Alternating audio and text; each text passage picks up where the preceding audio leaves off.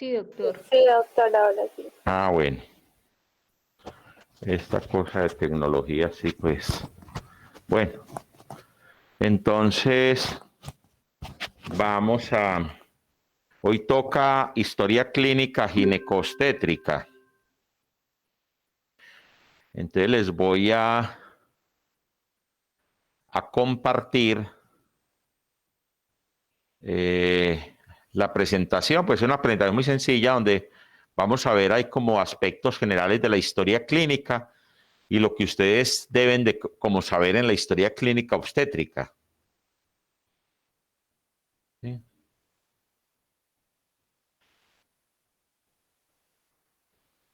Ahí se está viendo la pantalla, ¿no es cierto? ¿Sí se ve? Sí, señor. ¿Se alcanza a ver la pantalla? Sí, doctor. Sí, doctor. Sí, doctor.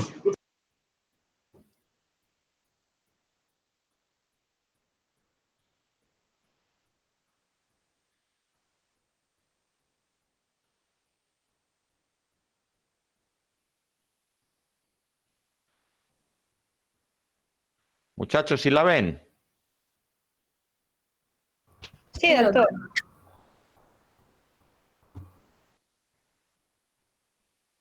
¿Se ve la pantalla? Sí, doctor.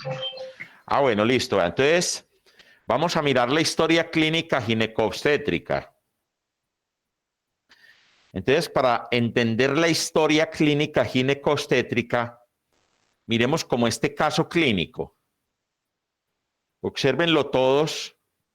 Es una mujer femenina, 27 años de edad, fecha de última menstruación 27 de septiembre de 2020, inicia vida sexual a los 12 años, número de compañeros sexuales 3, ciclos irregulares. Es una gesta 5, partos 2, mola 1, ectópicos 1, vivos 1. Entonces empecemos a mirar esta historia clínica y con la colaboración de ustedes, díganme, ¿qué le hace falta a esta historia clínica? Ahí tenemos datos ya muy llamativos. Es una señora de 27 años. Parece que está en embarazo, está reportando una fecha de última menstruación. Y ahí hay unos datos generales. ¿Cuál es la idea hoy?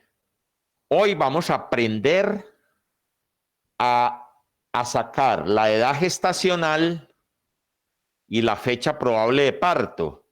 Y asimismo vamos a desglosar lo que es el periodo intergenésico, que eso es muy importante dentro de todas las patologías que se van a ver en el embarazo. Les recuerdo a todos que hay 3 fechas muy importantes. 3 fechas muy importantes. Fíjense ustedes. 3 fechas muy importantes en la mujer. Una primera fecha es la menarca o menarquia, muy importante en la mujer. Otra fecha muy importante en la mujer es la fecha de la última menstruación, la FUN. Otra fecha muy importante en la mujer es la menopausia.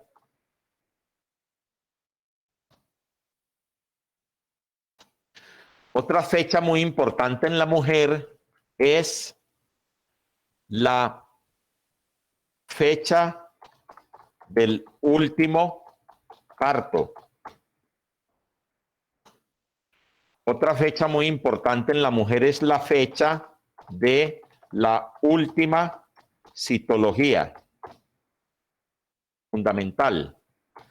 Fíjense que todas estas fechas en la mujer son muy importantes, porque con esto podemos establecer riesgos. Eso es muy importante tenerlo en cuenta. Entonces, en cuestión de fechas, nosotros tendríamos que tener la fecha de la última menstruación, la fecha de la menopausia, la fecha del último parto y la fecha de la última citología. Eso es muy importante tenerlo en cuenta como fechas en la mujer. Si ustedes miran en esta paciente que tiene 27 años, me están dando aquí una fecha de última menstruación el 27 de septiembre del 2020. Inicia vida sexual a los 12 años, número de compañeros sexuales 3, ciclos irregulares, es una gesta 5, partos 2, molas 1 y ectópicos 1 y tiene vivos 1. Entonces, yo les pregunto, según esto, ¿qué le hace falta a esta paciente? Muertos 1. Sí, ahí tendría, mire que aparentemente, tendría que tener aquí, ustedes inmediatamente ven esta fórmula obstétrica, ustedes dicen, venga, ¿y qué pasó con el otro bebé? Si usted dice que tuvo 2 partos, ¿qué pasó con el otro? Estas siglas que les estoy colocando aquí son válidas. Las que no son válidas es poner muerto 1. Porque muerto, por eso les puse mola, porque muerto se puede confundir con mola. Entonces, idealmente en la fórmula obstétrica tiene que quedar muy claro. Aquí aparentemente la señora tiene muerto 1. Muy bien. La pregunta es, muy bien, ¿qué más hace falta? Doctor, más o menos la fecha de menarca. Muy bien. En esta es muy importante en esta paciente tener en cuenta la menarquia. Si nosotros no tenemos en cuenta la menarquia, no vamos a tener una, ya les voy a decir por qué es importante la menarquia, listo. ¿Qué otra cosa es importante? Ya tiene fecha la última menstruación. Esta paciente todavía no tiene nada para menopausia. Denme un segundito, por favor.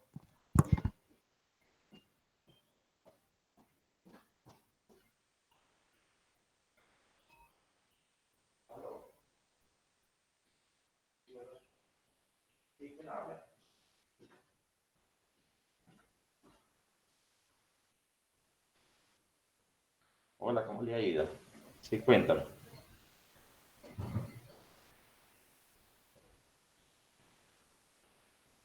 Bueno, mañana paso por ellos. Muchas gracias. Gracias. Bueno, muchas gracias.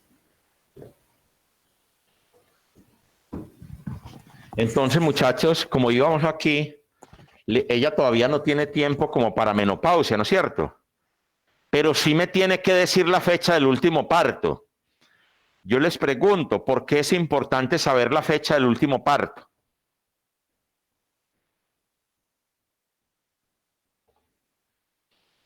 Esto es lo que se llama el periodo intergenésico. Es muy importante en la mujer el periodo intergenésico. Lo que sí se sabe es que los periodos intergenésicos, cuando son muy amplios o muy cortos, traen algunos riesgos. Entonces, para mí es muy importante ver ese periodo intergenésico, cuánto tiempo es, cuánto es el periodo intergenésico normal. Normalmente debería estar, ¿quién me dice? Periodo intergenésico. 2 años.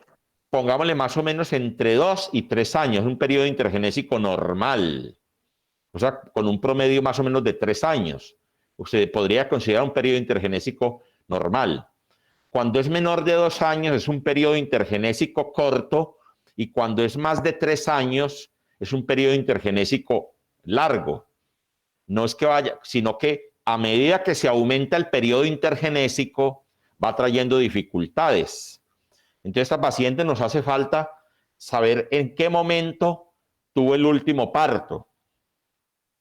Siempre que ustedes vean una paciente en estas condiciones, ustedes tienen obligación de aclarar esa fórmula obstétrica.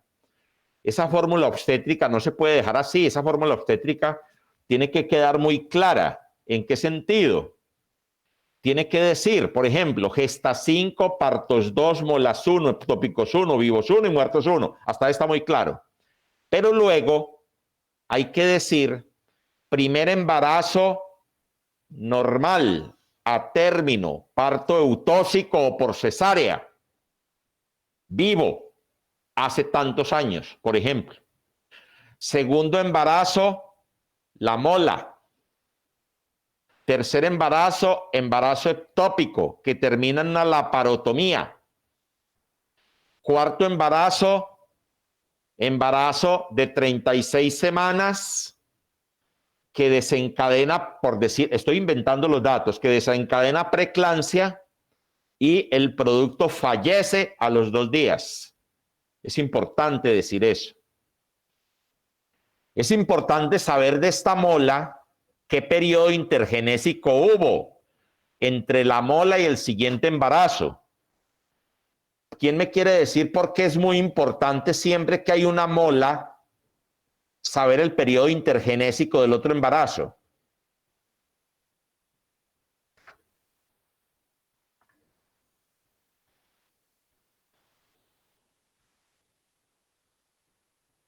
¿Quién me quiere decir?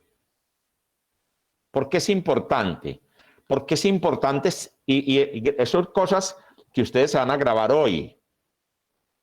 Van a grabarse. Entonces, siempre que haya una mola, necesitamos saber el periodo intergenésico. ¿Quién me quiere decir que es una mola?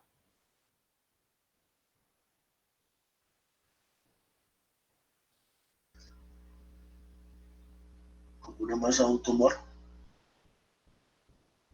Entonces me dijeron que es una masa o un tumor. ¿Quién quiere decir otra cosa? ¿Qué es una mola?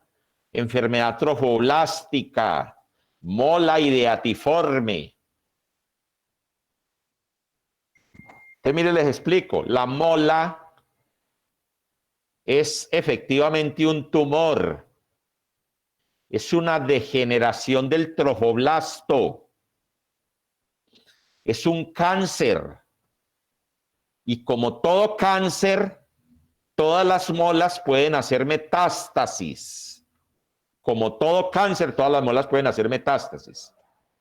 Importante, toda paciente que curse con mola no se debe embarazar durante el primer año después de la mola, por los riesgos que tiene de repetir la patología y hacer una metástasis de ese tumor, de ese cáncer, que es el único cáncer que es avascular.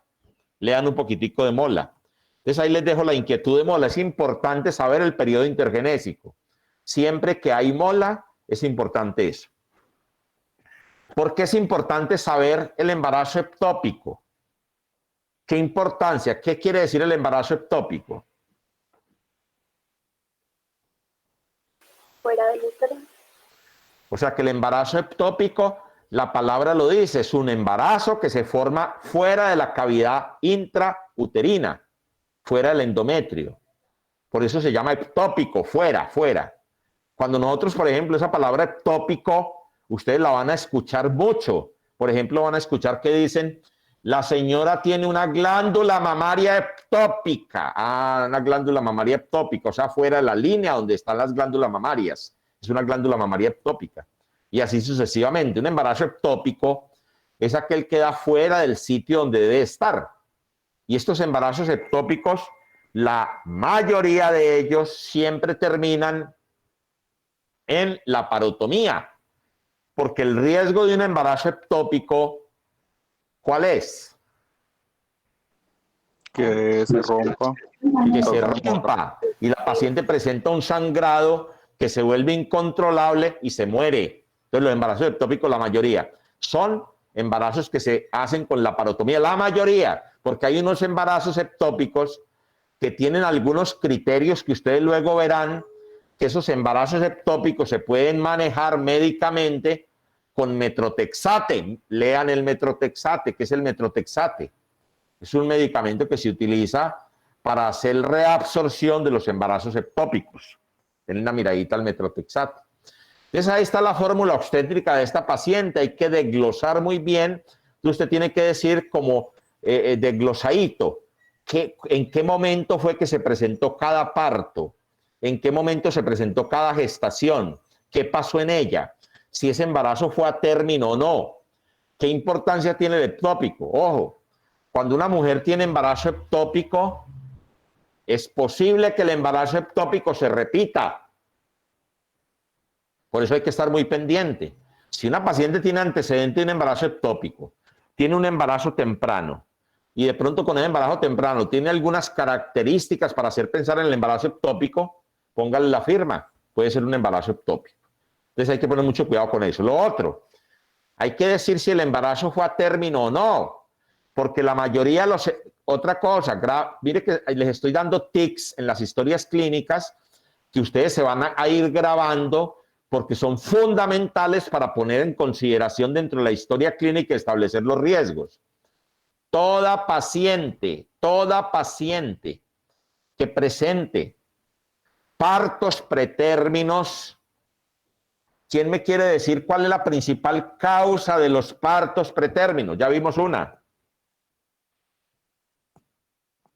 Preeclampsia, Y la preeclampsia. ¿Qué otra? ¿Qué vimos? hemorragia, ruptura de membranas, doctor. Las infecciones urinarias. Las infecciones, no se les olvide eso nunca. ¿Por qué vimos la infección de vías urinarias en la embarazada? Porque es la principal causa de partos prematuros. Esa es la principal causa. Entonces, toda mujer que tenga antecedente de parto prematuro, siempre hay que buscarle durante el embarazo que no tenga ninguna infección. Y una de esas principales infecciones, decíamos la vez pasada, que son las infecciones urinarias. Entonces, ¿cómo me doy cuenta yo si tiene o no infección urinaria? Ya lo habíamos visto la vez pasada. Me doy cuenta con un urocultivo. Pero también existen otras infecciones que pueden darle a la mujer también en el momento del embarazo y pueden desencadenar las leucorreas, algunas cosas. O sea, siempre que haya un parto pretérmino, yo tengo que buscar la causa de ese parto pretérmino, que no haya sido generalmente por infecciones. Eso tiene que tenerlo también en cuenta. Entonces, todos los partos pretérminos hay que buscar la causa. Y la principal causa son las infecciones. Las infecciones urinarias veíamos que puede desencadenar parto prematuro, ruptura prematura de membranas, bajo peso al nacer por parto prematuro. Pues todas esas cosas, que pielonefritis y todo eso me puede desencadenar unas catástrofes dentro del embarazo. Entonces, todas estas cosas hay que pulirlas y tenerlas muy claro. Entonces, ¿entendieron cómo se desglosa esta parte de la fórmula obstétrica? Vámonos para acá. Fecha de la última menstruación. ¿Qué significa la fecha de la última menstruación? ¿Quién me quiere decir qué es la fecha de la última menstruación?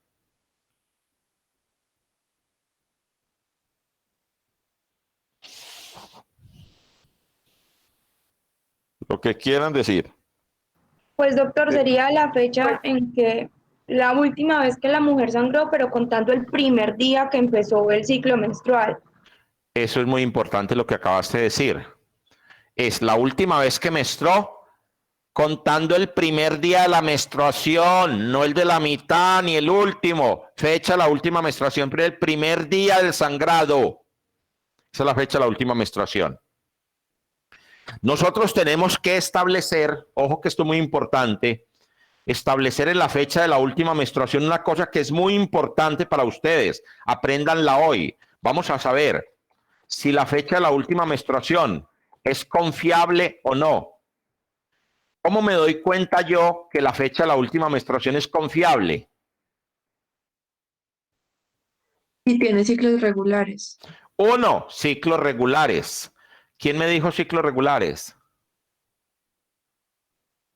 ¿Quién? Yo, doctor Laura. Laura Daniela, entonces dígame una cosa, ¿qué son los ciclos regulares? Son los ciclos que normalmente llegan entre 28 a 30 días, pero tienen que llegar todos los meses. Bueno, los ciclos regulares, lo que dice Laura, agreguémosle una cosita. ¿Qué son ciclos regulares? Los sangrados que se dan entre 28, ojo, 28 más o menos 7. ¿Qué significa eso?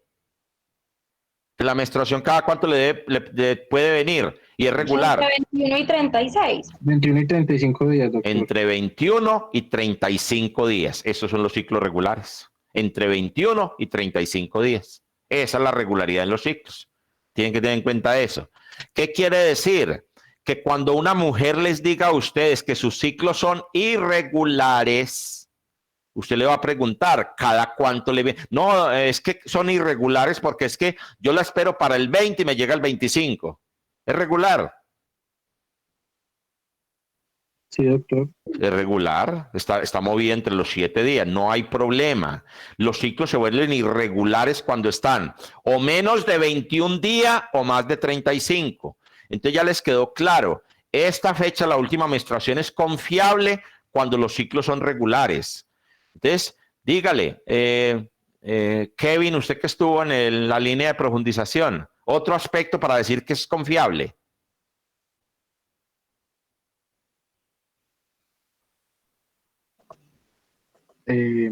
Aparte de los ciclos regulares. Sí, pues ya vimos los ciclos regulares. Son 3 aspectos para yo decir, sí señora, usted tiene fecha de última menstruación confiable. Entonces ya vimos un aspecto, regularidad en los ciclos. Segundo aspecto. ¿Qué dice Kevin? Dígale pues Santiago, que está que se habla, Santiago. Usted que estuvo en la línea.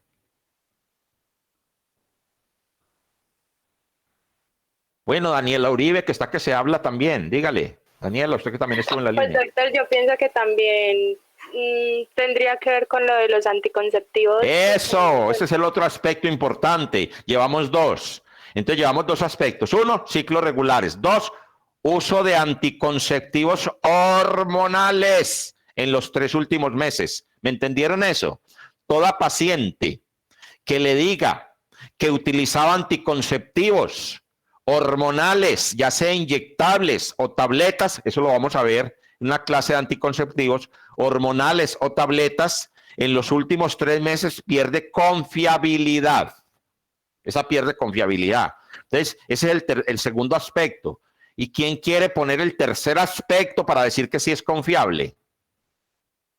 Son 3. Ya los vimos. Pues que no haya tenido relaciones. No.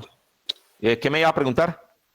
Doctor, ¿el uso de anticonceptivos hormonales en los últimos 3 meses le quita confiabilidad? Sí, le quita confiabilidad, le quita confiabilidad. O sea, una señora que dice, no, es que yo quedé en embarazo menstruando, perdió confiabilidad.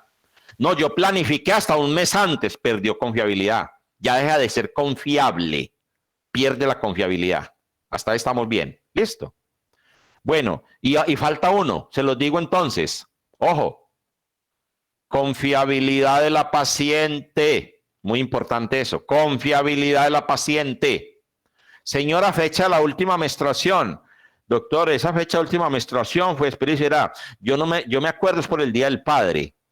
O sea, ¿y el Día del Padre cuándo fue? No, pues yo sé que estábamos celebrando una cosa. No hay confiabilidad. La paciente tartamudea cuando va a dar la respuesta. No es exacta en sus fechas. En cambio, ustedes ven una paciente, cuando una paciente dice, no, mi fecha de última menstruación es tal, con una seguridad. Entonces son los 3 elementos fundamentales para yo decir que la FUN es confiable. El otro aspecto es la menopausia. Acuérdense que nosotros también vamos a ver menopausia. Hay un periodo que se llama periodo perimenopáusico. Ese periodo perimenopáusico es cuando la mujer empieza con irregularidades en su ciclo y empieza como a cerrar, lo que llaman ellas a cerrar la edad. Esa es la menopausia. La menopausia significa cese de la menstruación. Entonces, cuando la menopausia, ¿qué es lo importante que la mujer me diga? Que yo dejé de menstruar más o menos, no hay necesidad que me diga el 27 de julio del 2008, no, pero que sí me diga que yo tengo 53 años y que dejé de menstruar más o menos cuando tenía 48. Eso es más o menos. ¿Cuánto lleva de menopausia?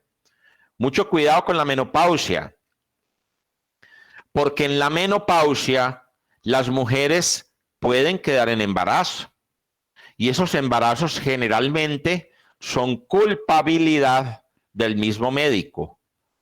Ahí tuvimos en estos días una paciente en el hospital, 45 años, con 35 semanas de embarazo, ya abuelita, con periodo intergenésico de 22 años, Y yo le preguntaba, mi señora, ¿y usted estaba buscando este embarazo? Y yo, no, doctor, yo iba donde el médico y le preguntaba. Y él me decía, no, tranquila que usted ya no queda en embarazo. No, usted queda acá en embarazo, señora. Usted ya está en menopausia.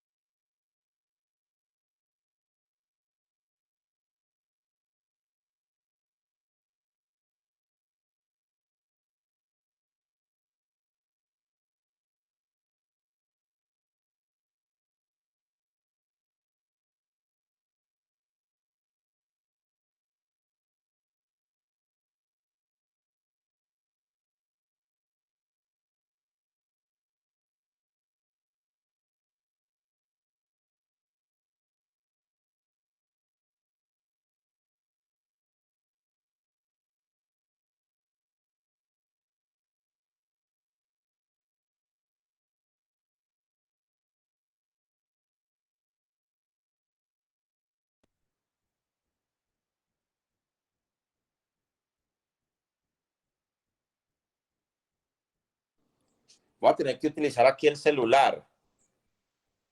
Entonces, lo que yo les decía, miren pues ustedes, lo que les decía, ahí sí me están copiando, me están oyendo. Sí, doctor. Bueno, entonces les decía que es muy importante entonces en la menopausia establecer cuándo dejó la señora de menstruar, no con exactitud de fecha, pero que sí me diga más o menos que tenía hace 3 años, 2 años aproximadamente. Y les decía, alcanzaron a escuchar el cuento de la señora menopáusica que tuvimos en el hospital hace 2 días. Sí, doctor. Ah, bueno, la de 45 años es muy importante. La señora me decía, es que el médico me decía que yo no me embarazaba. Y miren lo fácil que se embarazó. Una señora de 45 años con un periodo intergenésico de 22. Entonces hay que poner mucho cuidado. Si la señora no quiere embarazo, pues hay que ayudarle a que la señora no quede en embarazo. Luego que hagamos planificación nos damos cuenta. Y tener en cuenta la fecha de la última citología, pues como les decía yo, que es muy importante. La fecha de la última citología es muy importante porque en la fecha de la última citología nos damos cuenta si de pronto la señora está dentro del esquema que cubre las citologías. Ya ustedes saben, hoy por hoy, las citologías anteriormente eran 1-1-3. Ya las citologías cambió con su esquema, que luego que veamos o cuando vean esta patología, pesquisas de la patología maligna de cervix, se van a dar cuenta cómo está el esquema, qué importancia tiene la vacuna para el papiloma virus humano, porque se ha relacionado los cánceres de cervix tienen una estrecha relación con las patologías cervicales. Eso sí. Y acuérdense que la citología es una cosa muy importante porque el cáncer de cervix, pues uno de los poquitos cánceres que tienen curación si se diagnostican a tiempo. Es muy importante eso. Entonces les decía yo que los datos de identificación muy importantes era la edad, que es muy importante. No es lo mismo la paciente que les estoy diciendo de 45 años o la paciente que les estoy diciendo de 15 años. Ya hemos tenido pacientes adolescentes embarazadas hasta de 11 años. 11 años. Es que embarazos de 11 años, maricagadas. Entonces, se ha visto casos. Cuando eso se ve, esos embarazos de 11 años, acuérdense que todos los pacientes menores de 14 años se considera violencia sexual. No hay embarazo, no puede haber relaciones sexuales por debajo de los 14 años, así sean consentidas. Cuando uno como médico está viendo niñas por debajo de 14 años con relaciones sexuales o con embarazo, eso hay que notificarlo, porque incluso el compañerito es posible que se vaya para la cárcel. Es que nosotros vivimos muy contentos y la mamá dice que muy bueno y la señora también me acepta. No, no se puede, esas no pueden ser relaciones consentidas. Y hemos tenido casos ahorita también de niñas de 11, 12 años violadas. Eso es lo que hay que también evitar. Entonces tenemos que ver mucho la edad es muy importante. Para los embarazos tienen importancia las edades extremas, o sea, la edad cuando está por debajo de 18 años o cuando estamos por encima de 35 años tiene mayores riesgos. Lo que yo les decía, la raza, hay muchas razas que están relacionadas con la anemia megaloblástica, con algunas patologías como los cuadros hipertensivos. Y lo otro que les decía, la escolaridad, que la escolaridad también hay que poner mucho cuidado, porque dentro de la escolaridad tenemos nosotros pacientes, si podemos tener confiabilidad o no. Nosotros podríamos decir si habrá confiabilidad o no con esta paciente, cuando no hay verdaderamente como una escolaridad adecuada. La paciente no tiene pues la capacidad de discernir adecuadamente. Entonces, por eso hay que poner mucho cuidado de todas maneras también con la escolaridad.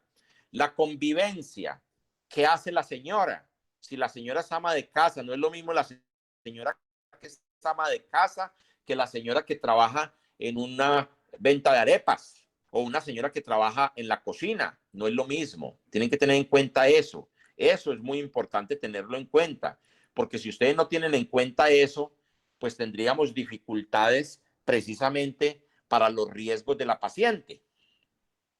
Tenemos que mirar compañeros sexuales. Mire, muchachos, es muy importante el número de compañeros sexuales. Mire que la señora, caso clínico, decía, número de compañeros sexuales, 3, y ahí murió.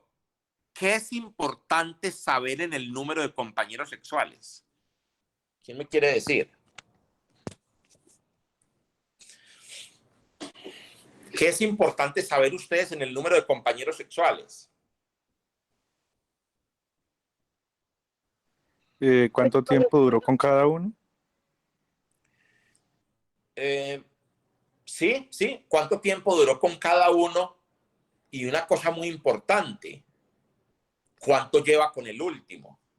Miren, les voy a poner a ustedes coloquémosles un escenario. Señora, número de compañeros sexuales. Entonces la señora le dice 2. Y entonces el interrogador, cuando dice 2, dice, eso está dentro de los parámetros normales. No, señores. Porque si esta señora me dice a mí, señora, número de compañeros sexuales 2, ¿cuánto lleva con el último? 8 días. Ahí se me salió el panorama normal. O lo contrario. Señora, número de compañeros sexuales, 7. Entonces uno por dentro puja. ¿Cuánto lleva con el último? 25 años, doctor. Cambió totalmente el panorama. Lo cambió totalmente. Entonces eso es lo que tenemos que tener en cuenta. Las pacientes, aquí nosotros no podemos ni juzgar ni decir, pero sí tenemos que mirar los riesgos. Porque entre más compañeros sexuales se tenga, mayores riesgos para las enfermedades, no solamente de transmisión sexual, sino para la exposición al papilomavirus humano y para los cánceres de cervix. Eso es lo que ustedes tienen que tener en cuenta. Número de compañeros sexuales y cuánto lleva con el último. Núcleo familiar. Ese núcleo familiar, ¿cómo está compuesto? Los hijos que tiene, si vive con el compañero, si vive con la familia del compañero, si viven aparte, ¿cómo está formado ese núcleo familiar? Y más o menos detectar qué extracto social tenemos, porque es muy importante. Con el extracto social nos damos cuenta si la paciente puede tener dentro de los procesos biopsicosociales algunos riesgos para este embarazo o para ella como mujer. Seguimos entonces con el motivo de consulta dentro de la historia clínica. Motivo de consulta, entonces ustedes ya lo saben, tenemos que hacer muy buenos ejercicios en la historia clínica. Fíjense ustedes que por esta pandemia hemos tenido dificultades muy serias en la presentación de pacientes, en la elaboración de historias clínicas. Y yo siempre les digo a ustedes, y les he repetido, les he dicho en muchas oportunidades, la historia clínica es el elemento fundamental dentro del ejercicio profesional. Con la historia clínica, yo tengo ya más de un 70% de la probabilidad diagnóstica. Tengo detectado los riesgos que la paciente tiene, etcétera, etcétera. La historia clínica es fundamental, pero una historia clínica bien construida. Les cuento la experiencia. Los muchachos que están en séptimo en clínica psiquiátrica, ahora mismo están teniendo muchas dificultades con la historia clínica. ¿Por qué han tenido dificultades con la historia clínica? Porque ellos narran, mire, los de séptimo narran que su última experiencia en la presentación de historias clínicas, de elaboración de historias clínicas, fue cuando estaban en cardio. Y tienen razón. Ellos cuando estaban en neurología no vieron historias clínicas, y cuando estuvieron en urinario, como están ustedes, tampoco vieron historias clínicas. Y eso es muy grave. Entonces, oh sorpresa, los psiquiatras le hicieron el examen oral y se dieron cuenta de una gran falencia, que no tenían cómo abordar un paciente, no tenían ni idea de cómo abordarlo. Esto nos ha dado como una necesidad dentro del programa, y lo hablaba yo con algunos de los docentes que siempre están muy comprometidos, y es decir, tenemos que tratar, si ahora a mitad de año, así como hicimos con el grupo de ustedes, que a mí no se me olvida, que en una oportunidad les dimos como algunas cositas que les podían servir en farmacología, que habían quedado como un poco cojos, que podamos hacer ahorita en mitad de año. Les dije a las asociaciones, y si aquí hay compañeros de asociaciones, ya le dije a algunos compañeros de ustedes que están en asociaciones, en SEIMO, en todas estas cosas que participan, que organicemos conjuntamente algunas actividades vacacionales. Por ejemplo, examen físico, semiológico, presentación de historia clínica, signos vitales, todas estas cosas que son fundamentales para el buen desarrollo que ustedes deben de tener dentro de clínicas. Entonces, en la enfermedad actual tiene que ser, acuérdense, les hago el recorderis, la enfermedad, el motivo de consulta es la forma más sencilla de la queja del paciente o las quejas del paciente. Y la enfermedad actual es coger esas quejas del paciente y cronológicamente ponerlas allí en Alicia, doctor, ponerlas así allá, pero tenemos que meterlas todas. Si la paciente se está quejando, les voy a poner un ejemplo, la paciente se está quejando, vamos a poner una paciente ginecológica, de dolor bajito, ese es el motivo de consulta. Pero cuando yo haga la enfermedad actual, yo tengo que hacer una enfermedad actual coherente con lo que la paciente me dice. Entonces, ¿qué tengo que decir? Cuadro clínico de 5 días de evolución. No hay necesidad en la enfermedad actual de retomar cosas que ya están dentro de la identificación, que nota uno mucho. Es paciente femenina de 25 años de edad. No, eso no iría allí. Allí vamos directamente a coger ese motivo de consulta y ponerlo en la enfermedad actual. Cuadro clínico de 5 días de evolución, consistente en dolor abdominal en hipogastrio, de intensidad 6/8 en escala análoga del dolor, tipo cólico, tipo punzante,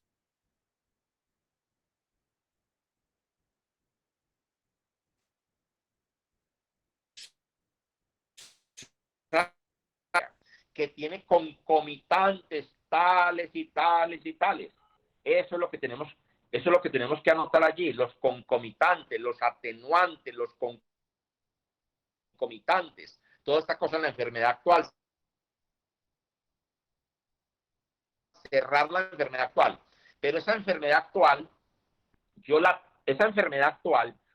tengo que cerrar solamente con el motivo de consulta. Si tiene algún concomitante importante, lo coloco. Entonces, ¿qué sigue de la enfermedad actual?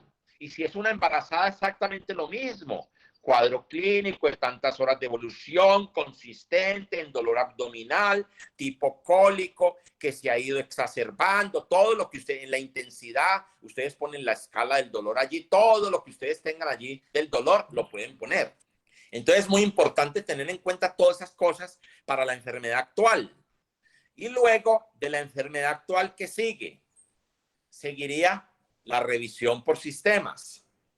Entonces, ¿quién me quiere recordar qué es la revisión por sistemas?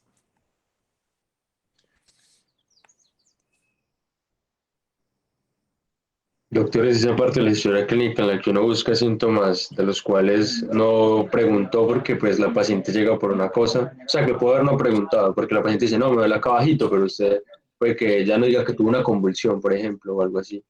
Entonces Sí. uno revisa los otros sistemas para saber qué otros síntomas puede haber tenido, que puede haber pasado la persona por alto en la enfermedad actual, que es cuando ella le cuenta los síntomas.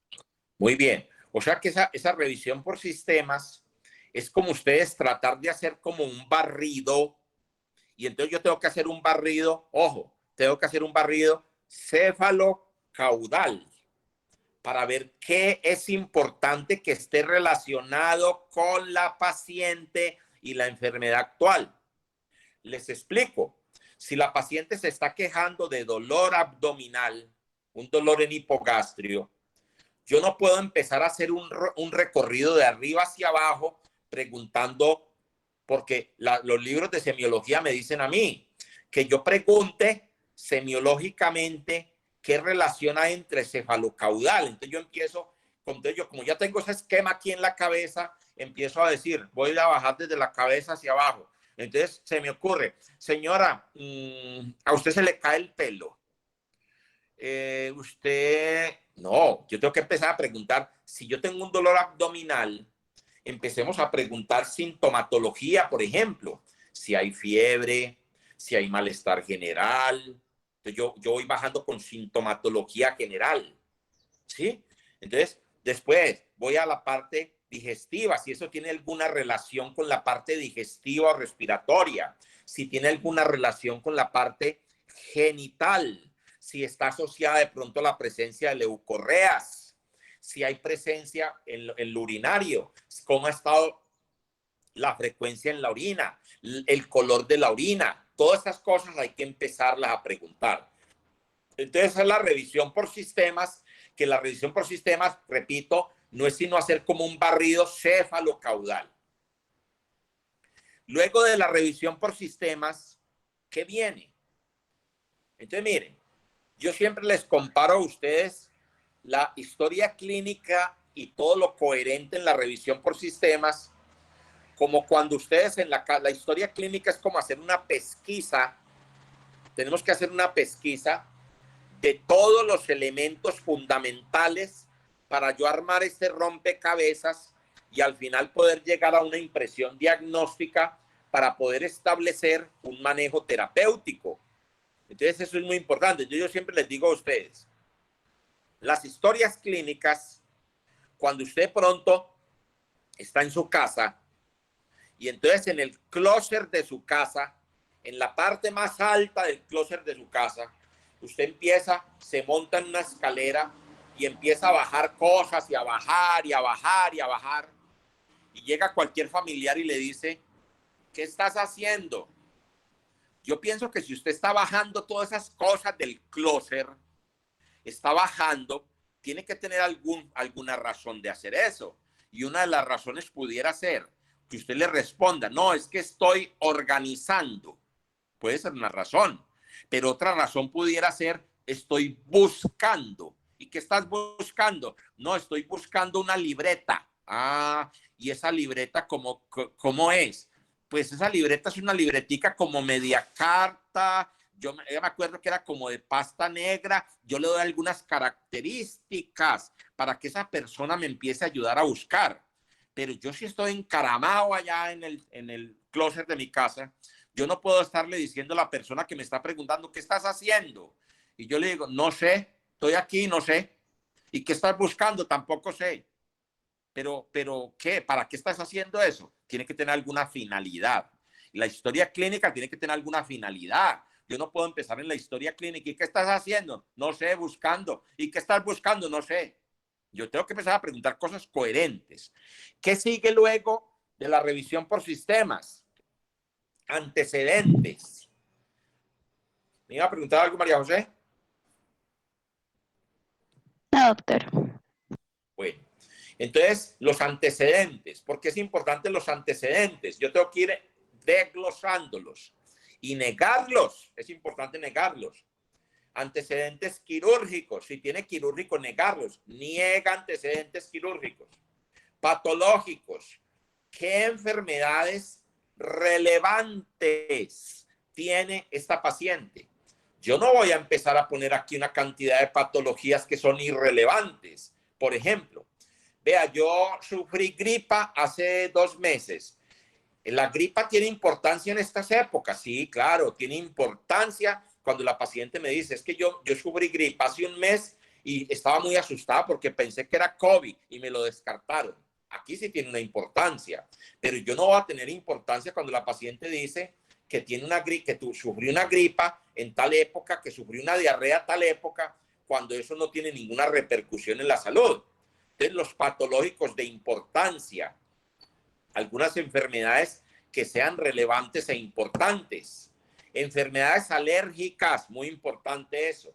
Alérgicas, tóxicas, sí que es importante en las mujeres. ¿Qué enfermedades? Hay muchas enfermedades tóxicas que pueden estar relacionadas como factores de riesgo para algunas patologías. Si ustedes miran, hay mujeres que tienen algunos factores de riesgo para algunas de las patologías, por ejemplo, de hemorragias de la primera, segunda mitad del embarazo. Por ejemplo, el cigarrillo, el fumar, las fumadoras empedernidas tienen riesgo de desencadenar esas patologías. Entonces, por eso es importante tener en cuenta los tóxicos.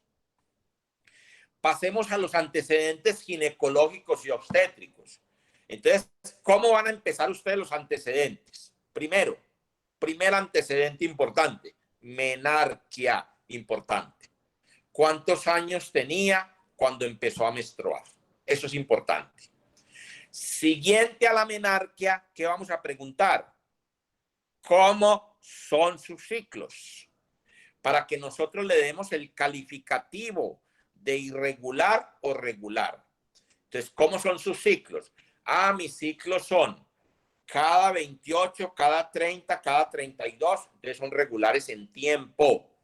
¿Cómo es la cantidad? Las cantidades, las pacientes, ya ustedes, todos los del grupo que son mujeres, tienen la perfecta condición de decir, no, yo tengo un ciclo regular o irregular, o mi cantidad es mucha, yo pierdo muchas cantidades de sangre. Entonces, no pongamos, después lo vamos a ver cuando veamos hemorragias, vamos a cuantificar, pero digamos que ustedes, así como con sus menstruaciones, tienen como perfectamente la capacidad de decir, mi menstruación tiene una cantidad normal, o es muy escasa, o es muy abundante. Eso es muy importante, tener en cuenta los ciclos. Entonces, tener en cuenta esa cantidad de ciclos, ¿cómo son? Uso de anticonceptivos. Y cuando ustedes pregunten anticonceptivos, ¿cuáles utiliza y para qué los utiliza? Importante eso. ¿Por qué es importante tener en cuenta eso? Porque los anticonceptivos no siempre se utilizan para planificación. Acuérdense que los anticonceptivos muchas veces se pueden utilizar para regular el ciclo menstrual. Se pueden utilizar, como veremos cuando veamos anticonceptivos, algunas sustancias antiandrogénicas, porque de pronto tiene una proliferación de andrógenos y esa proliferación de andrógenos están dando algunas características masculinoides. Entonces yo le puedo dar a esa paciente antiandrogénicos, le puedo dar algunos anticonceptivos porque esa paciente por esas características androgénicas puede tener hirsutismo o puede tener acné, y entonces yo puedo dar algunos métodos anticonceptivos que lo que van a hacer es como regular ese acné que se vuelve hormonodependiente. Luego lo vamos a ver. Entonces, mirar para qué se utilizan los anticonceptivos. Acuérdense que cuando veamos anticonceptivos, hay dos tipos de anticonceptivos. Bueno, habrá muchos tipos de anticonceptivos, pero vamos a mirar el tipo de anticonceptivos, el número de tabletas. Existen unos anticonceptivos de 21 tabletas y de 28 tabletas. ¿Qué significa? Que las de 21 tabletas se toma el principio activo durante los 21 días, descansa 7 días y reinicia después de los 7 días. Eso es muy importante tenerlo en cuenta. A diferencia que la que tiene 28 días se toma las tabletas que pueden tener al final placebo o al final niveles hormonales muy bajos y empata exactamente. Hoy terminó la tableta número 28 y mañana reinicia otra vez con la tableta número 1. Entonces, mirar a ver qué tipo de anticonceptivo utiliza esta persona y para qué utiliza este anticonceptivo. Y dado de que yo les digo a ustedes que tiene la confiabilidad o no, para ver si tiene confiabilidad o no ese anticonceptivo. Porque acuérdense, los métodos anticonceptivos que hay son hormonales y no hormonales. Si una paciente me dice a mí que planifica con método anticonceptivo no hormonal, que es muy válido, esa no pierde confiabilidad en la fecha de la última menstruación. Más que todos los hormonales que pueden ser los orales o los inyectables. Y también hay unos métodos hormonales que luego vamos a ver, que son los dispositivos intrauterinos o los implantes subdérmicos. Ya luego lo vamos a ver. Luego vamos entonces a mirar los antecedentes ginecológicos. ¿Qué es importante? Inicio de vida sexual. ¿Cuántos años tenía cuando empezó a tener relaciones? ¿Quién me quiere decir por qué es importante saber cuándo se inició la cesarca? Se llama cesarca. ¿Quién me quiere decir eso? Para conocer los factores de riesgo del paciente. Y entonces, ¿qué quiere decir esos factores de riesgo? Que si inicia vida sexual muy temprano, tiene más riesgo de adquirir enfermedades como el VPH. Sí. Y si vamos a suponer, lo que dice Laura Daniela, dice, si empezó entonces una persona empezó vida sexual a los 13, tuvo relaciones y no volvió a tener, solamente tuvo con una persona, ¿tiene riesgo? Tiene 25, a los 13 tuvo vida sexual y no volvió a tener, no tuvo sino un compañero, ¿tiene riesgo?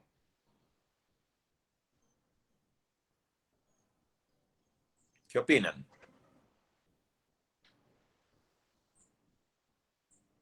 Laura.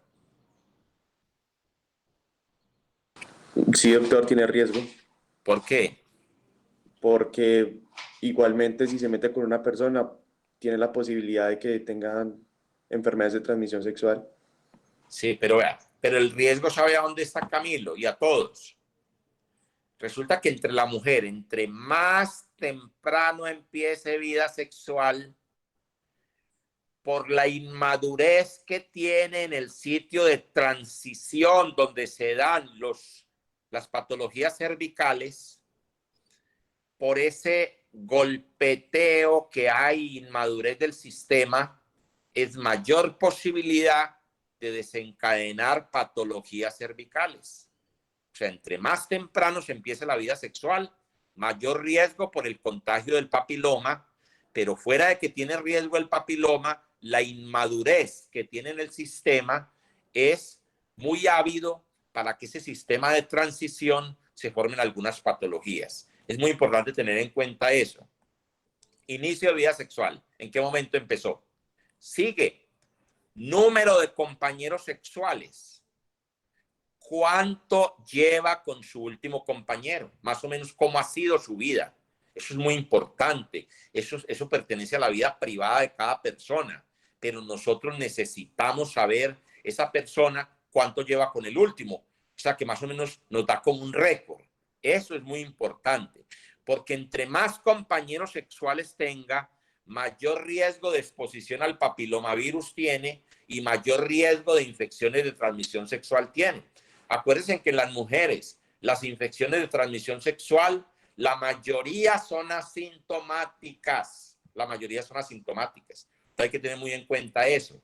Saber número de compañeros sexuales y cuánto se lleva con el último. Mirar importante esto que les voy a decir. Antecedentes de infecciones. ¿Por qué son importantes saber si tuvo infecciones anteriormente? Porque ¿quién me quiere decir cuál es la importancia que una mujer nos diga que hace 2 años tuvo una infección? Ya sea una infección de... Pueden haber recaídas o recidivas. Por la propensión que tiene a más infecciones, a otras infecciones. Bueno, pero principalmente por una razón. Está bien, pero principalmente por una razón. Hay una enfermedad en la mujer que a veces se puede volver silenciosa.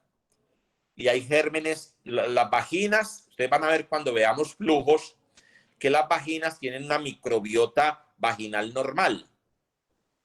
Y muchos de esos gérmenes de microbiota son oportunistas. Ellos aprovechan la oportunidad para proliferar. Entre eso está la cándida, que es pertenece a la microbiota. Pero hay una cantidad de gérmenes allí que son, y la mujer sufre algunas enfermedades que son asintomáticas. Les voy a nombrar una. La enfermedad pélvica inflamatoria. ¿Qué es la enfermedad pélvica inflamatoria? La mayor parte de las enfermedades pélvicas inflamatorias a veces se resuelven espontáneamente con el sistema inmunológico del cuerpo. Pero ¿qué problema tiene cuando las mujeres han tenido enfermedades pélvicas inflamatorias?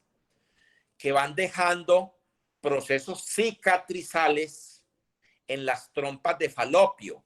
Y las trompas de falopio van perdiendo esa movilidad, ese peristaltismo normal. ¿Para qué sirve el peristaltismo normal en la trompa de falopio? ¿Quién me quiere decir? Para transportar el trofoblasto.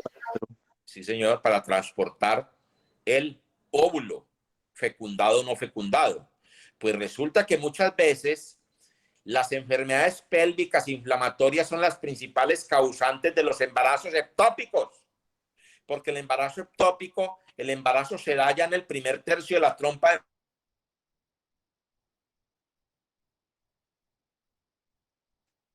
falopio.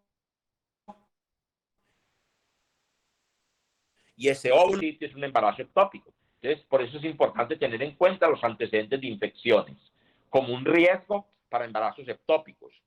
Presencia de leucorreas, muy importante.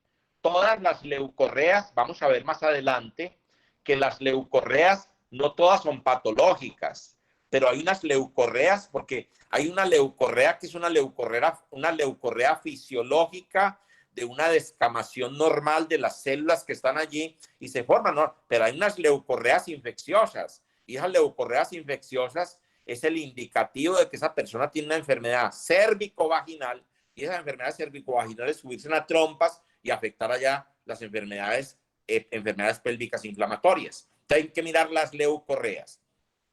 Y lo otro que es muy importante, indagar sobre los antecedentes de esa paciente, antecedentes de higiene. ¿Cómo es la higiene de esa paciente? Acuérdense que las higienes de las pacientes en las mujeres tiene que ser un poco diferente a la que el hombre se hace, principalmente para que no haya contaminación del recto a vagina. Entonces, es muy común que algunas mujeres, cuando hacen deposiciones, hagan una limpieza en el recto de atrás hacia adelante y pueden estar contaminando la vagina.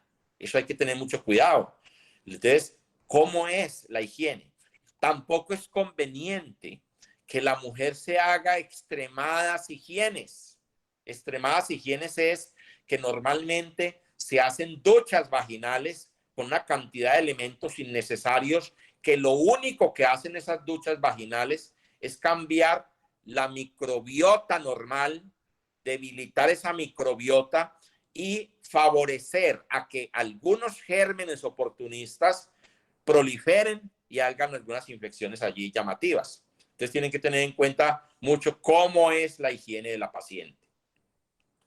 Ya vimos el número de compañeros sexuales, el inicio de la vida sexual.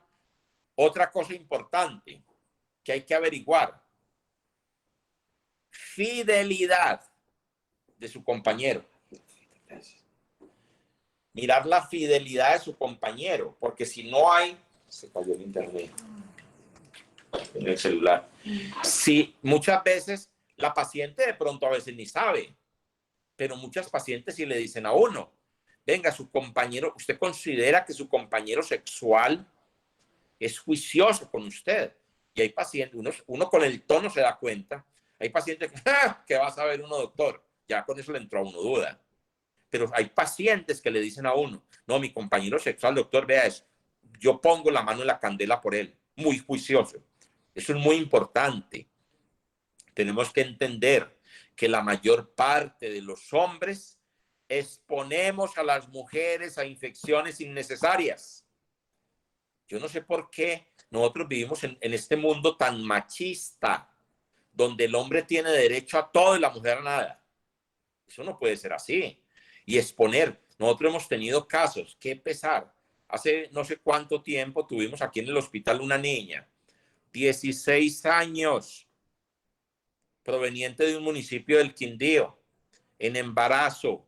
Oigan pues el cuento, en embarazo. La paciente contó su vida. Tuvo solamente un compañero sexual, ese. Segundo, dice ella: doctor, ni siquiera tuve relaciones. Dice ella: la puntica. Oiga pues, quedó en embarazo. Pero lo del embarazo es lo de menos. Oigan pues, VIH positiva. Miren lo grave. VIH positiva. Entonces es muy triste que a veces los hombres expongamos a las mujeres a unos riesgos innecesarios. Tenemos que esa parte de la sexualidad respetarla mucho y fomentar en todos nuestros pacientes el autocuidado que tiene que haber. Los preservativos, hoy por hoy, sí tenemos mucha claridad que los preservativos lo que hacen es proteger para infecciones de transmisión sexual, no tanto para prevenir el embarazo, sino para prevenir las infecciones de transmisión sexual. Entonces tengan en cuenta pues eso, que tenemos que tener muy claro eso de la fidelidad de los compañeros. Y después viene la fórmula obstétrica. Entonces lo que les decía en la fórmula obstétrica, ¿qué hacemos en la fórmula obstétrica? Decimos, este paciente es gestaciones que ha tenido, cuántos partos, pero mire, aquí en los partos hay una consideración que puede ser semántica. Yo puedo poner así: gestas 5, partos 2, y entre paréntesis puedo poner cesáreas 1. ¿Qué significa eso? Que esa paciente tiene 5 embarazos, 2 partos y uno de ellos por cesárea. Hay otros que también es válido y colocan gestas 5, partos 1, cesáreas 1. No la ponen entre paréntesis porque no están diciendo este paréntesis pertenece a los partos. Están dejando que tiene un parto y una cesárea. También válido, vivos 2. Miren esta fórmula obstétrica: gesta 2, partos 2, vivos 3. ¿Qué pasó ahí? Embarazo doble. Muy bien, hubo un embarazo doble. Eso es un embarazo doble. Y un embarazo doble se considera como un parto. Ahí no se considera que el embarazo doble tiene 2 partos. Lo que sí uno tiene que establecer allí es, para que quede claridad en que está leyendo la historia clínica, gesta 2, partos 2, vivos 3, de último embarazo gemelar. Y pregunto, ¿los embarazos gemelares pueden tener parto normal? Sí. Muy bien, sí, pueden tener parto normal, parto común y corriente. La mayoría de los embarazos gemelares terminan en cesárea, por precaución, por no correr riesgos. Pero hace 20 días de pronto al hospital nos llegó una señora secundigestante con un embarazo gemelar de 36 semanas y le atendimos el parto normal, común y corriente. Nacieron los 2 bebés muy bien. Entonces esa señora sería una gesta 2, partos 2, vivos 3, con un gemelar. Entonces, si hay abortos, colocar el aborto, si ese aborto fue provocado espontáneo, si el aborto fue medicado o no. Ahora con el cuento que hay de las interrupciones voluntarias del embarazo. Oigan pues, interrupciones voluntarias del embarazo. Hay pacientes, uno no debe calificar, yo no estoy tratando aquí como de calificar ni juzgar, pero a veces es una sinvergüenzada que hay pacientes que quieren planificar con misoprostol. Llegan al hospital y dicen, no, es que yo vengo a interrumpir el embarazo. Señora, usted está en las 3 causales para interrumpir el embarazo. Primero, fue violada. No, señor, yo no he sido violada. El niño tiene malformaciones. No, señor, está muy bonito. Tercero, corre peligro su vida. No, no sé. Y quieren abortar. Se llama interrupción voluntaria del embarazo. ¿Sabe cuál es el problema? Que en las interrupciones voluntarias del embarazo se inventan la causa. Ah, no, señor, yo no, pero es que si no me interrumpen el embarazo, me tiro del puente de la María hoy. Entonces hay que hacerla ver de psiquiatría para que psiquiatría determine si corre peligro la vida de la señora. Pero a veces eso se convierte pues en una sinvergüenzada, que estén prácticamente terminando un embarazo solamente a voluntad. Entonces hay que anotar eso. Abortos 2, espontáneos, que terminan sin legrado o con legrado. Ya la mayoría de los abortos hoy por hoy no se hacen legrados, se hacen médicos con misoprostol. Anteriormente todos los abortos eran indicativos de legrados, ya no, ya solamente se hacen médicos. Entonces dejar eso estipulado allí, si tuvo alguna complicación en los embarazos o en el parto, si tuvo preeclampsia o no.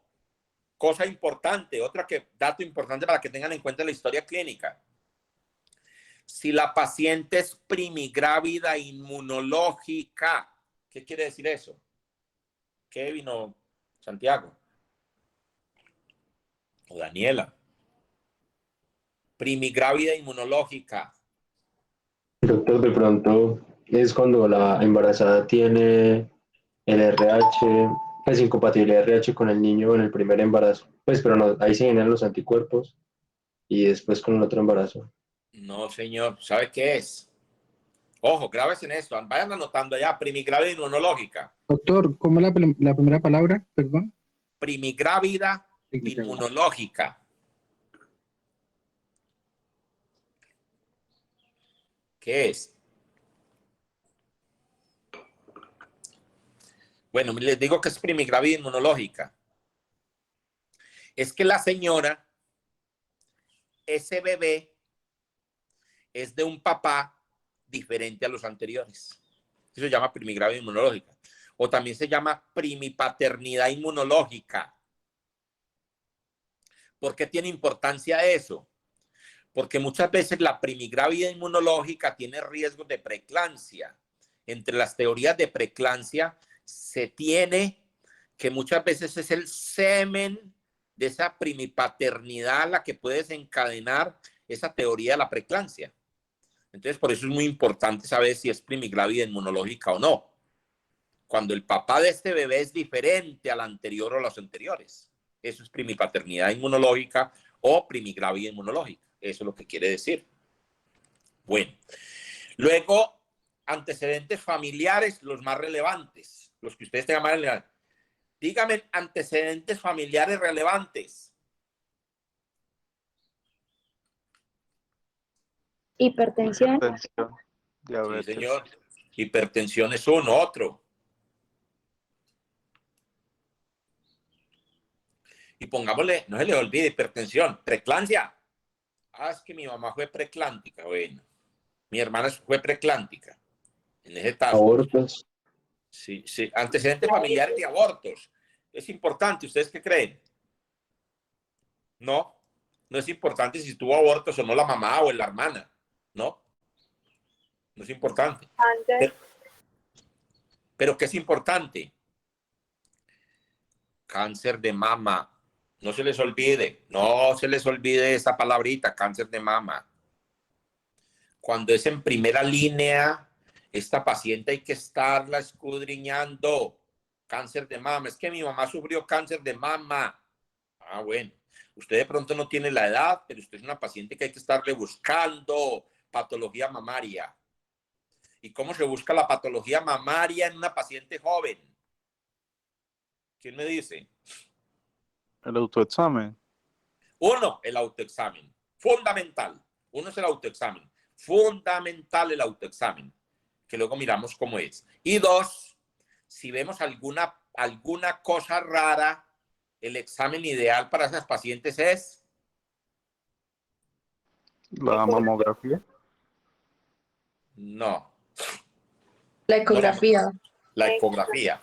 La ecografía. La mamografía no, porque la mamografía se deja para pacientes ya después de los 35 años. La mamografía es como el gol estándar, pero el examen ideal para estas pacientes es la ecografía. Y si ven alguna lesión en la ecografía, pues habría que hacer una biopsia con aguja truc. Pues entonces, cáncer de mama. Otra patología, cáncer de cervix, importante, cáncer de cervix. Tengan en cuenta siempre eso.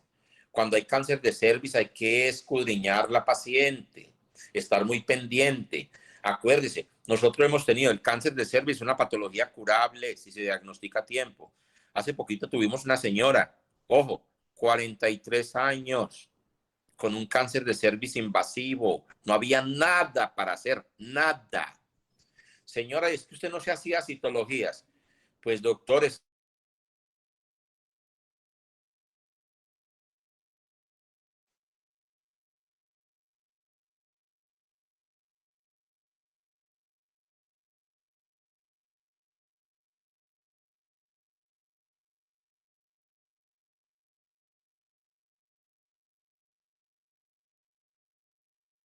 que como paciente que tenga algunas patologías hay que describirlas en familia, porque eso aquí habría que empezar como a buscarlos. Es importante tener en cuenta eso. Y después viene el examen físico, y el examen físico, acuérdense que se compone primero de lo subjetivo. Acuérdense que, perdón, el examen físico es lo objetivo, lo que acabamos de ver es lo subjetivo. El examen físico es lo objetivo. Cuando usted ve paciente que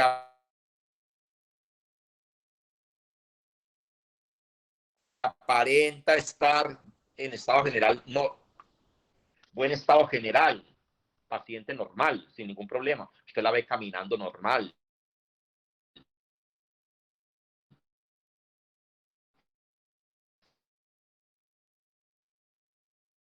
Si la ve con una marcha antálgica, describir eso. Eso es muy importante tenerlo en cuenta.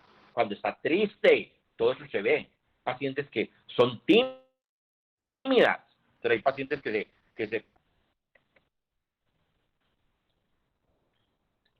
sí se está. Lo que pasa es que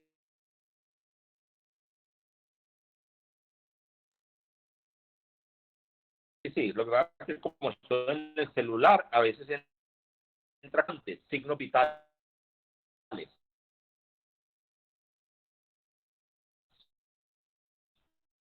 Clave. El doctor Álvarez, Gustavo Álvarez, el de Bogotá, dice que los signos vitales, y eso es creíble, los signos vitales es el dato más importante en el examen físico del paciente.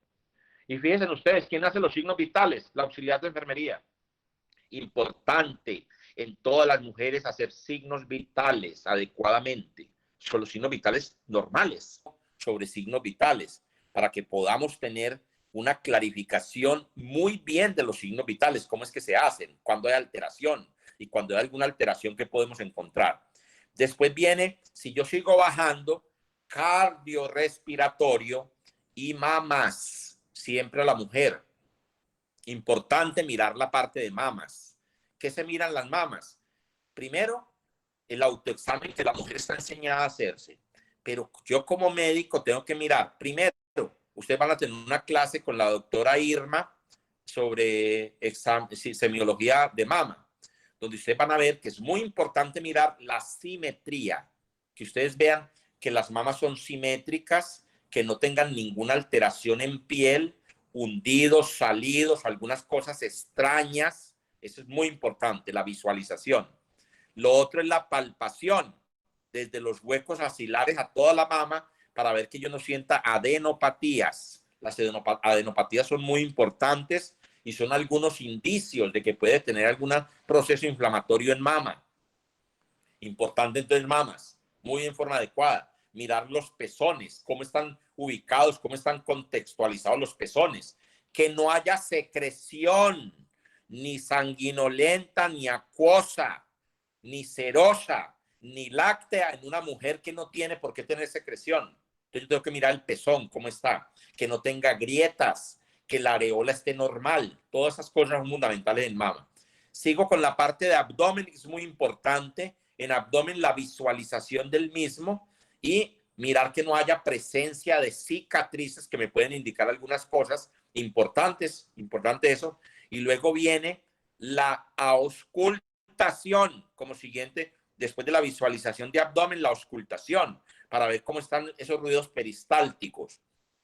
Luego la palpación, para ver que no tenga masas, que no tenga visceromegalias, y que si tiene masas o visceromegalias, yo tengo que mirar en qué sitio está específicamente, qué tan grande es esa masa, qué tan dura es la masa, qué tan dolorosa es la masa y qué tan suelta está esa masa. Yo tengo que determinar todo eso allí en el abdomen.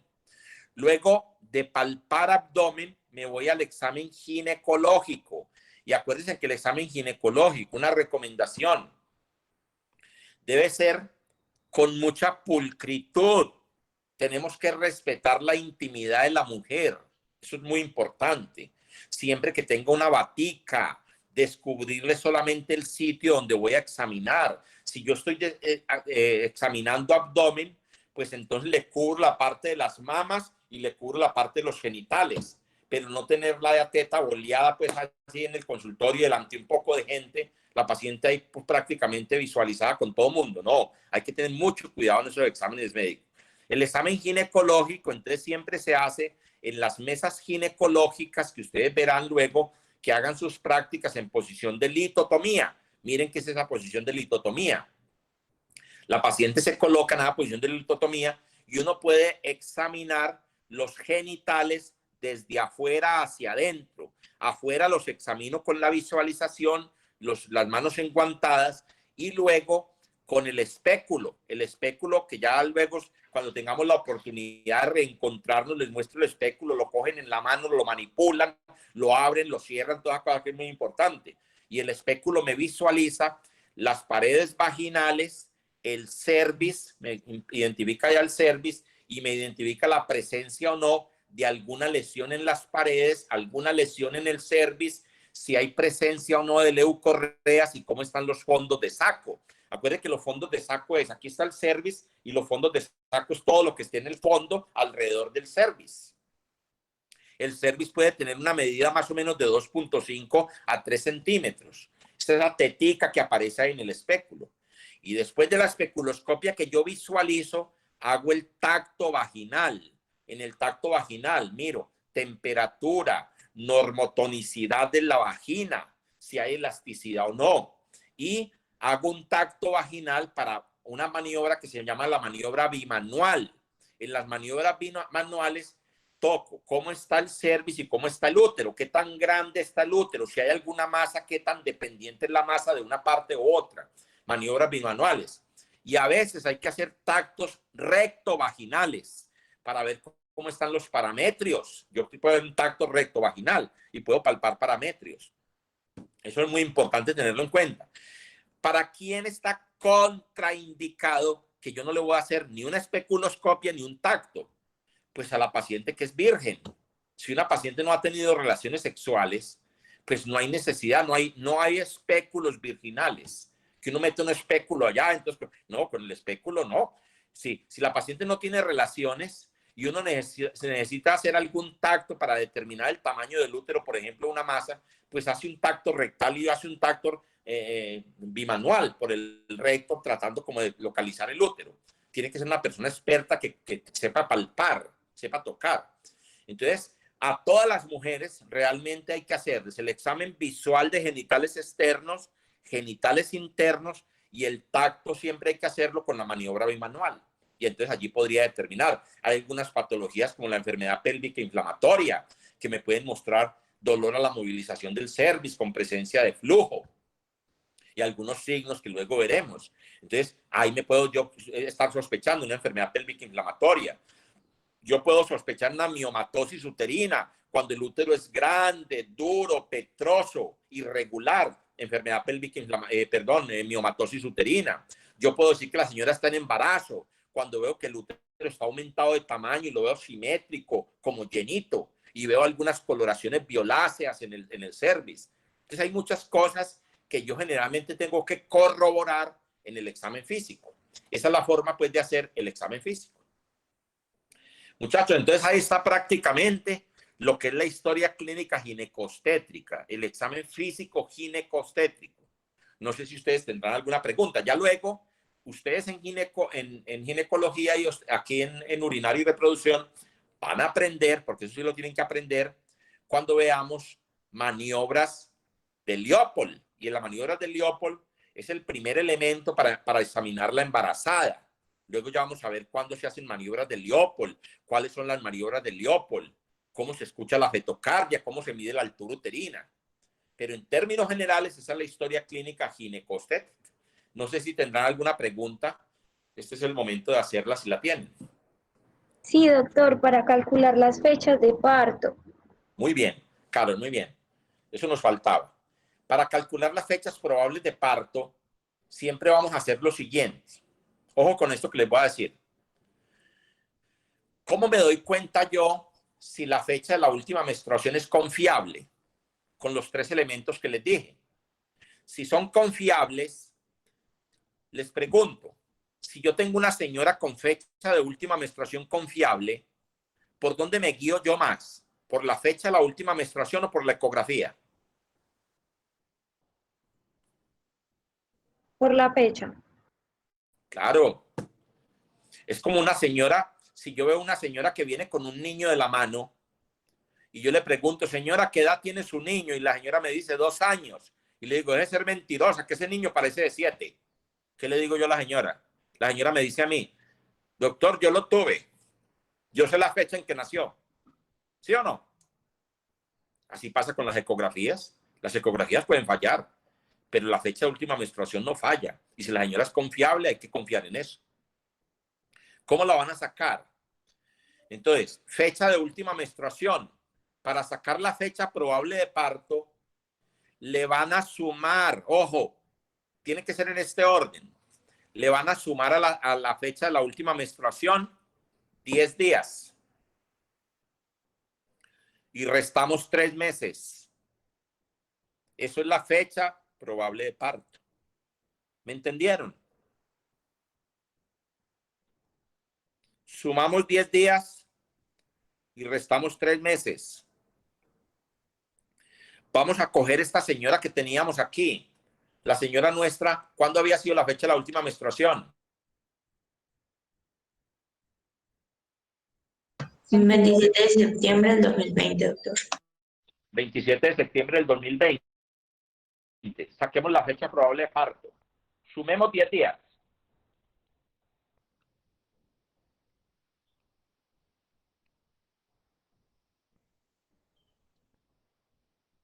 El 7 de julio, doctor. Si yo le sumo 10 días, ¿hasta dónde me voy? 7 de octubre, doctor. Perfecto. Me voy hasta el 7 de octubre. Me devuelvo 3 meses. Devuelvo hace 3 meses. Septiembre, agosto, julio. Fecha probable de parto. Julio 7. 7 de julio del 2021. ¿Me entendieron? ¿Entendieron a esa paciente? Sí, señor. ¿Carol entendió? Sí, doctor. Ahora, cuenten siempre que los meses tengan 30 días. Siempre. Este mes de septiembre nos daba que tenía 30 días. Pero si es, por ejemplo, julio, como si tuviera 30 días. ¿Me entendieron? Entonces febrero se tomaría como de 30 o... Sí, exactamente. 27 de febrero, sumo 10 días. Entonces me voy hasta lo mismo, hasta 7 de marzo y me devuelvo. ¿Sí me entendieron? Entonces, esta señora, ¿cuándo nos dio la fecha probable de parto? No, doctor, qué pena, por favor, ¿puede repetir el ejemplo con febrero?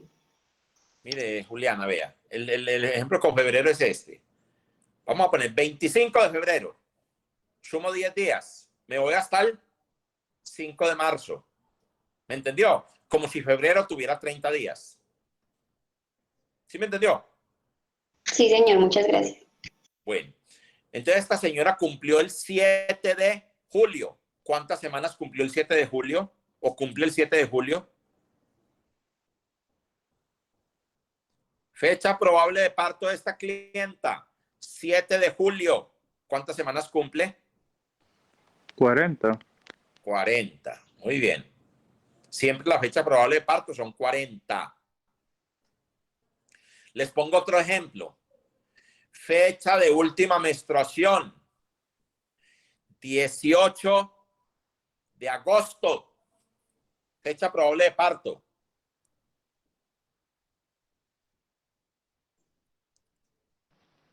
¿28 de mayo? ¿Están de acuerdo? No es de junio, doctor, 28 de junio. De junio. ¿Por qué? Porque usted, 18 más 10 días, 28 de agosto. Agosto. Y me devuelvo. Agosto, julio. No, miren, ojo. Julio, junio y mayo. Mayo, sería el 28 de mayo. ¿Sí vieron? Porque me devuelvo 3 meses. Yo aquí no me tuve que ir al mes siguiente. ¿Sí vieron?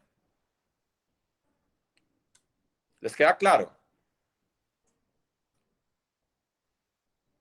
Sí, doctor. Lo que pasa es que Bueno. para algunos es más fácil avanzar 9 meses que a veces devolverse los 3. Sí, también es válido.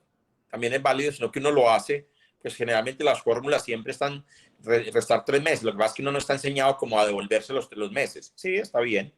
Pero teniendo en cuenta una cosa, que acuérdese que cuando usted, sí, si usted puede ir, pero ¿qué pasaría?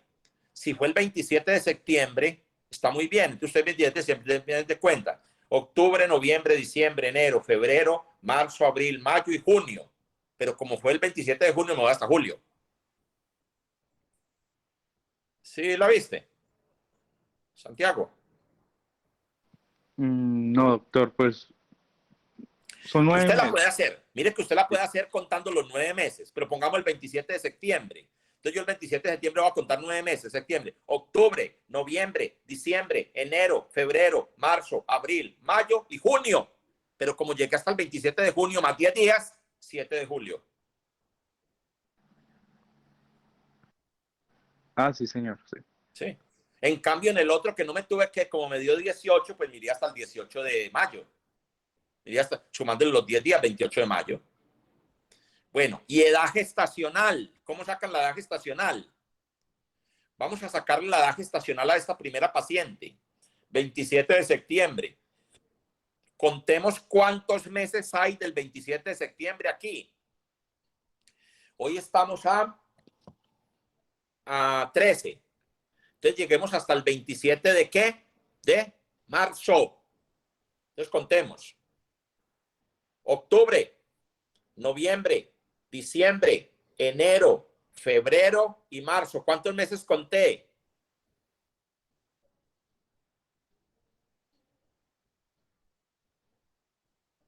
Desde el 27 de marzo hasta el 27 de marzo, 27 de septiembre hasta el 27 de marzo, ¿cuántos meses conté? 6. 6. Entonces digo, 6 por 4, 24, más una semana por cada trimestre. ¿Me entendieron? Cuando yo contes en 6 meses, ¿cuántos trimestres hay? 2. 2. Entonces sumo una semana por cada trimestre. Entonces, O sea, 26 por 4, 24, más 2, 26. ¿Hasta ahí quedó claro? Sí, doctor. Doctor, y si no tengo el trimestre completo, no le sumo nada. No le sumo Solo sino les una cuento el semana. bueno. Por ejemplo, si me diera 25, sumo una semana. Bueno, esas 26 semanas me dio ¿hasta qué fecha? Hasta el 27 de marzo. Hasta el 27 de marzo. Entonces me voy al 27 de marzo. Entonces teníamos 26, 27, 28, 1, 2 y 3 días. 28 semanas y 3 días. Háganla en el calendario y verá.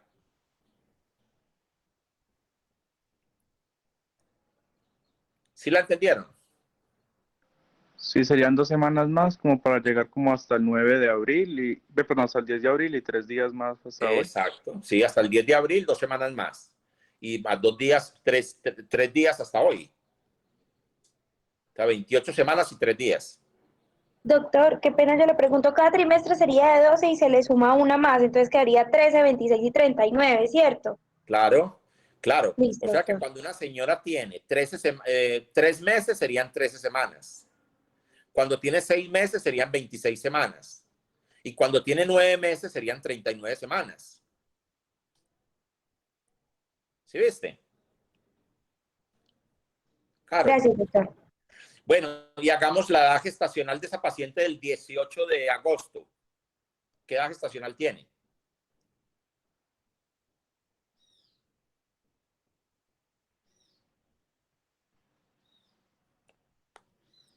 Esa fue la que acabamos de hacer, doctor, ¿no?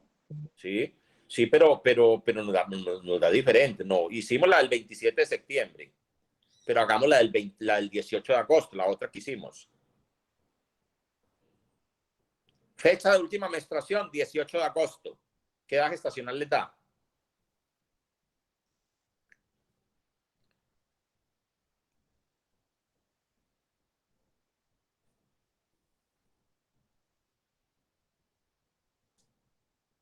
¿30 semanas, doctor?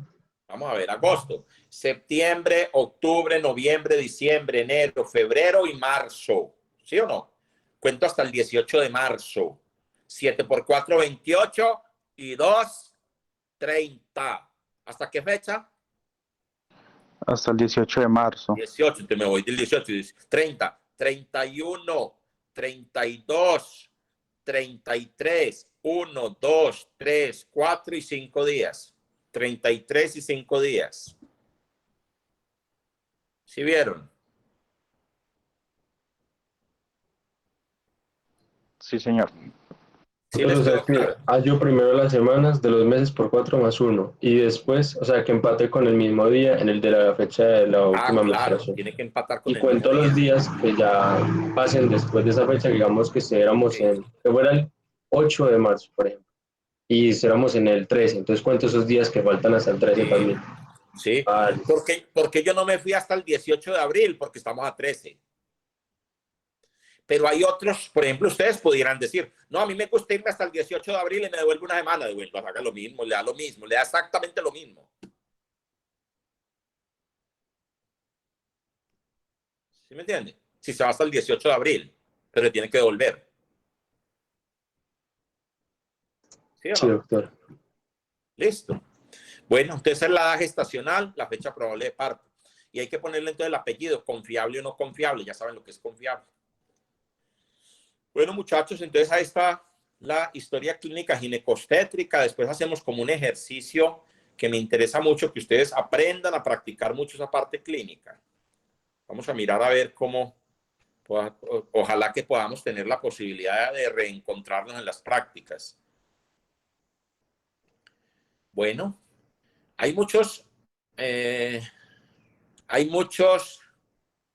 están haciendo, por ejemplo, estamos haciendo prácticas, digamos, Los muchachos que hicieron línea de profundización el semestre pasado no pudimos, pero los que están haciendo línea de profundización ahora están viniendo con nosotros aquí. Pues sí, eso es voluntario, el que quiere venir bien, todos han venido.